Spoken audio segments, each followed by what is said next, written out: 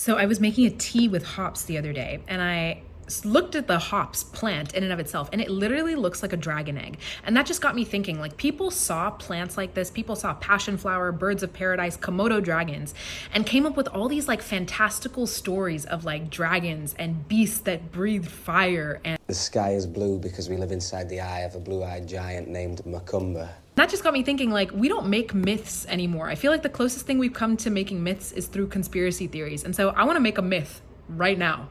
Let's make a myth right now. Every single evening at 5 p.m., for the last 2 years, I have seen a murder of crows fly overhead my apartment. And sometimes they're very quiet to the point where you just hear like the flapping of the wings, and you can feel the flapping of the wings. Like, that's how powerful they are. And sometimes they like swarm the neighborhood, and you can just hear them cawing and crowing and jumping from roof to ground and fighting each other. And it's been actually like super cool to witness that.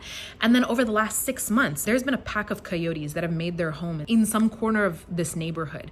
And every evening around 5 or 6 p.m. at the same time that all the crows cross the skies, the coyotes come out to play. And it's gotten to the point where I've gone on a walk and like I've literally walked straight into a coyote, like out in broad daylight.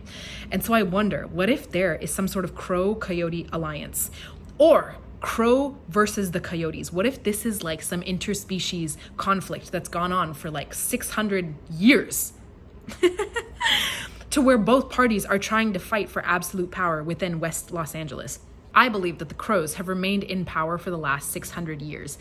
And now has come a time where some sort of conflict is afoot, because the coyotes, who would never dare step foot outside as the sun is still out, are now wandering, looking for the very specific artifacts that the Crow Nation keeps hidden in order to flip the scale on who gets absolute power in West Los Angeles. So like, let's come up with like the 5 artifacts that the Crow Nation is keeping in power and trying to hide from the coyotes so that they can remain in power.